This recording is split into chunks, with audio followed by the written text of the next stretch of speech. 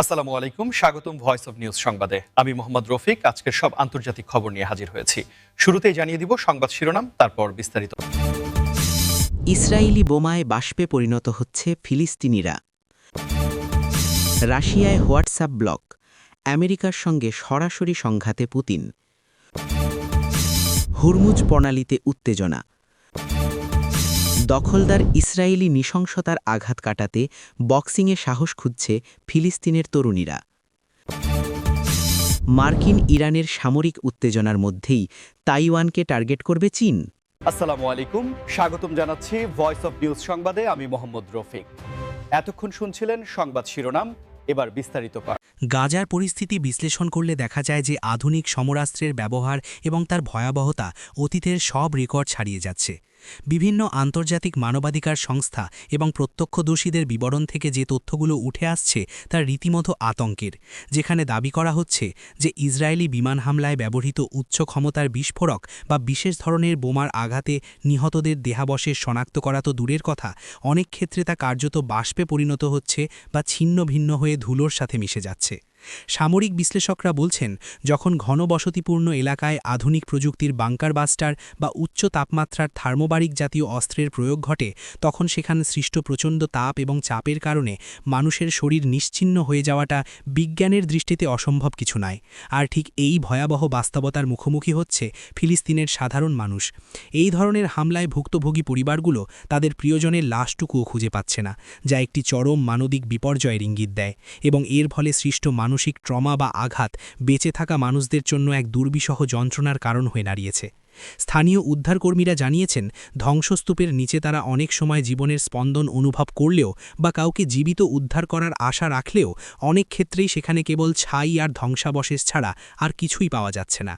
এই পরিস্থিতি শুধুমাত্র একটি যুদ্ধের পরিসংখ্যান নয়, বরং এটি আধুনিক যুদ্ধপরাধের সংজ্ঞাকে নতুন করে ভাবতে বাধ্য করছে বিশ্ব নেতাদের। কারণ বেসামরিক নাগরিকদের উপর এমন মারণাস্ত্রের ব্যবহার আন্তর্জাতিক আইনের চরম লঙ্ঘন। অন্যদিকে ইসরায়েল দাবি করে আসছে তারা সুনির্দিষ্ট লক্ষ্যবস্তুতে হামলা চালাচ্ছে, কিন্তু মাঠ পর্যায়ের চিত্র এবং হাসপাতালের মর্গগুলোর শূন্যতা ভিন্ন কথা বলছে, যেখানে স্বজনরা ডিএনএ টেস্ট করার মতো দেহাবশেষও খুঁজে পাচ্ছেন না। এই ঘটনাগুলো সোশ্যাল মিডিয়া এবং বিভিন্ন অল্টারনেটিভ নিউজ সোর্সের মাধ্যমে ছড়িয়ে পড়লে বিশ্বজুড়ে নিন্দার ঝড় উঠেছে, কিন্তু ভূরাজনীতির জটিল সমীকরণে শক্তিশালী দেশগুলোর নিষ্ক্রিয়তা এই সংকটকে আরও গভীর করে তুলছে।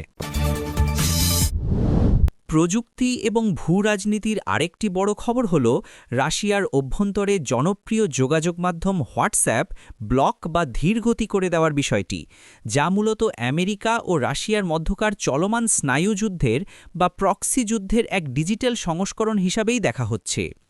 ভ্লাদিমির পুতিনের প্রশাসন দীর্ঘদিন ধরেই পশ্চিমা প্রযুক্তি বা সোশ্যাল মিডিয়া প্ল্যাটফর্মগুলোর ওপর নিজেদের নিয়ন্ত্রণ প্রতিষ্ঠার চেষ্টা করে আসছে, এবং ইউক্রেন যুদ্ধের পর থেকে এই প্রক্রিয়াটি আরও ত্বরান্বিত হয়েছে। হোয়াটসঅ্যাপ রাশিয়ায় অত্যন্ত জনপ্রিয় একটি অ্যাপ, যা সাধারণ মানুষের দৈনন্দিন যোগাযোগ থেকে শুরু করে ব্যবসায়িক কাজেও ব্যাপকভাবে ব্যবহৃত হয়। কিন্তু ক্রেমলিন মনে করছে যে এই প্ল্যাটফর্মটি ব্যবহার করে আমেরিকা এবং পশ্চিমা গোয়েন্দা সংস্থাগুলো রাশিয়ার অভ্যন্তরে অস্থিরতা তৈরি করতে পারে বা ভুল তথ্য ছড়িয়ে দিতে পারে।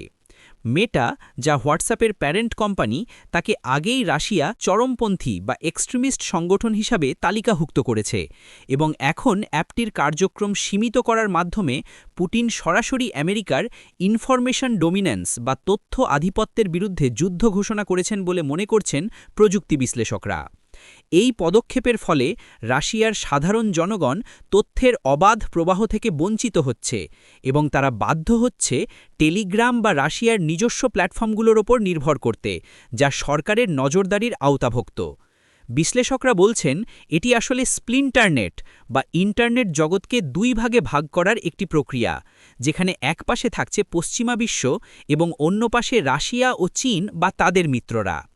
এই ডিজিটাল ব্লকেড শুধুমাত্র একটি অ্যাপ বন্ধ হওয়া নয়, বরং এটি তথ্যের যুদ্ধের একটি অংশ, যেখানে সত্য এবং মিথ্যার লড়াই চলছে প্রতিনিয়ত। আমেরিকার সঙ্গে পুতিনের এই সরাসরি সংঘাত এখন আর কেবল রণক্ষেত্রে সীমাবদ্ধ নেই, এটি সাইবার স্পেস, অর্থনীতি এবং সাধারণ মানুষের স্মার্টফোন পর্যন্ত গড়িয়েছে। ইরানের আকাশসীমার কাছে মার্কিন গোয়েন্দা বিমানের টহল এবং হরমুজ প্রণালীতে সামরিক তৎপরতা বৃদ্ধির খবর বিশ্ববাজারে তেলের দাম এবং আঞ্চলিক নিরাপত্তার জন্য এক বড় আশঙ্কার কারণ হয়ে দাঁড়িয়েছে।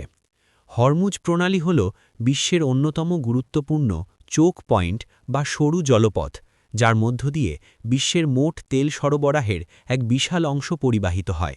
আর ঠিক এই জায়গাতেই আমেরিকা এবং ইরানের নৌ ও বিমানবাহিনীর মুখোমুখি অবস্থান যে কোনো মুহূর্তে বড় ধরনের সংঘাতের জন্ম দিতে পারে। পেন্টাগন দাবি করছে যে তারা আন্তর্জাতিক আকাশসীমায় রুটিন টহল দিচ্ছে এবং তাদের উদ্দেশ্য হল ওই অঞ্চলের বাণিজ্যিক জাহাজগুলোর নিরাপত্তা নিশ্চিত করা।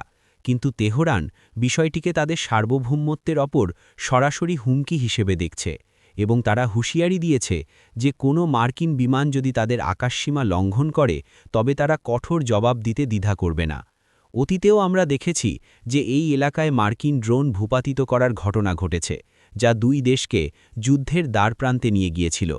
বর্তমান পরিস্থিতিতে যখন ইসরায়েল ও হামাসের যুদ্ধ চলছে এবং ইরান সমর্থিত বিভিন্ন গোষ্ঠী এই সংঘাতে জড়িয়ে পড়ছে, তখন মার্কিন গোয়েন্দা বিমানের এই উপস্থিতি পরিস্থিতিকে আরও জটিল করে তুলছে।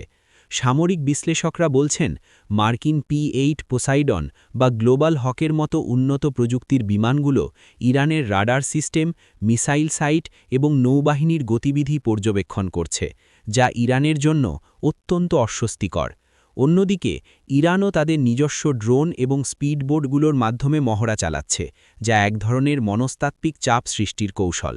এই ক্যাট অ্যান্ড মাউস গেম বা ইঁদুর বিড়াল খেলা যে কোনো সময় নিয়ন্ত্রণের বাইরে চলে যেতে পারে, বিশেষ করে যদি কোনো ভুল বোঝাবুঝি বা যান্ত্রিক ত্রুটির কারণে কোনো একটি পক্ষ আগে গুলি চালিয়ে বসে। যুদ্ধের ভয়াবহতা আর রাজনৈতিক উত্তেজনার মাঝেও মানুষের ঘুরে দাঁড়ানোর গল্প আমাদের নতুন করে স্বপ্ন দেখায়। ঠিক যেমনটি দেখা যাচ্ছে ফিলিস্তিনের গাজা এবং পশ্চিম তীরের তরুণীদের মধ্যে, যারা দখলদার ইসরায়েলি বাহিনীর নৃশংসতা এবং ধ্বংসযজ্ঞের মানসিক আঘাত কাটাতে বক্সিং বা মুষ্টিযুদ্ধকে বেছে নিয়েছে। প্রথাগতভাবে ফিলিস্তিনি সমাজ কিছুটা রক্ষণশীল হওয়ায় মেয়েদের জন্য বক্সিং বা এই ধরনের খেলাধুলায় অংশগ্রহণ করা খুব একটা সহজ ছিল না।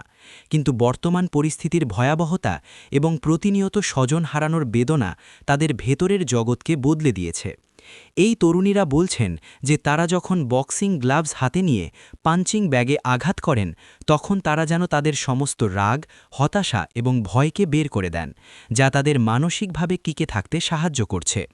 ধ্বংসস্তূপের মাঝে বা জরাজীর্ণ জিমনেসিয়ামে, যেখানে হয়তো পর্যাপ্ত সরঞ্জামও নেই, সেখানেই তারা ঘাম ঝরিয়ে নিজেদের শারীরিকভাবে শক্তিশালী করার পাশাপাশি মানসিকভাবে ইস্পাত কঠিন করে তুলছেন।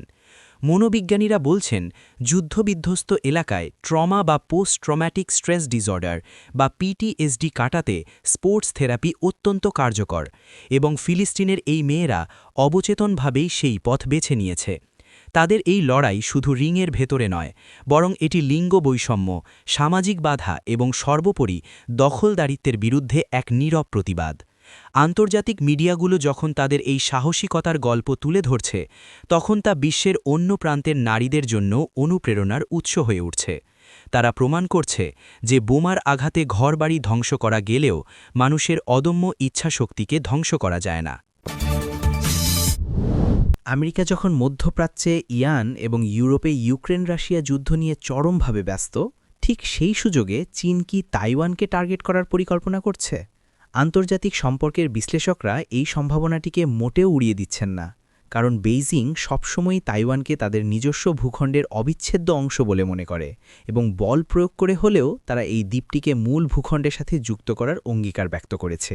বর্তমানে মার্কিন সামরিক বাহিনী এবং তাদের সম্পদগুলো বিশ্বের একাধিক ফ্রন্টে ছড়িয়ে ছিটিয়ে আছে, যাকে সামরিক ভাষায় স্ট্র্যাটেজিক ওভারস্ট্রেচ বলা হয়।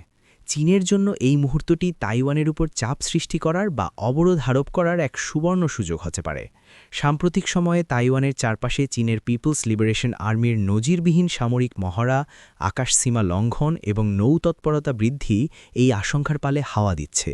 অন্যদিকে তাইওয়ান বিশ্বজুড়ে সেমিকন্ডাক্টর বা চিপ উৎপাদনের কেন্দ্রবিন্দু, তাই সেখানে কোনো সংঘাত শুরু হলে আধুনিক প্রযুক্তি বিশ্ব অচল হয়ে পড়বে, যা আমেরিকা কোনোভাবেই হতে দিতে চাইবে না। কিন্তু প্রশ্ন হল, আমেরিকা কি একই সাথে তিনটি বড় ফ্রন্টে রাশিয়া, ইরান এবং চীন মোকাবিলা করার ক্ষমতা রাখে? বেইজিং খুব সতর্কভাবে ওয়াশিংটনের প্রতিটি পদক্ষেপ পর্যবেক্ষণ করছে এবং তারা হয়তো সরাসরি আক্রমণের পরিবর্তে গ্রে জোন ট্যাকটিক্স বা এমন সব পদক্ষেপ নিচ্ছে যা যুদ্ধ না হয়েও তাইওয়ানকে দুর্বল করে দেয়। তবে তাইওয়ানও বসে নেই, তারা তাদের পর্কিউপাইন স্ট্র্যাটেজি বা সজারু কৌশলের মাধ্যমে নিজেদের প্রতিরক্ষা ব্যবস্থাকে এমনভাবে সাজাচ্ছে যাতে চীন আক্রমণ করলে তাদের চড়া মূল্য দিতে হয়। এই ত্রিমুখী উত্তেজনার মধ্যে এশিয়া প্যাসিফিক অঞ্চলের শান্তি ও স্থিতিশীলতা এখন সুতোয় ঝুলছে। আগামী দিনগুলোতে বিশ্ব রাজনীতি কোন দিকে মোড় নেবে তা অনেকটাই নির্ভর করছে এই পরাশক্তিগুলোর দাবা খেলার উপর।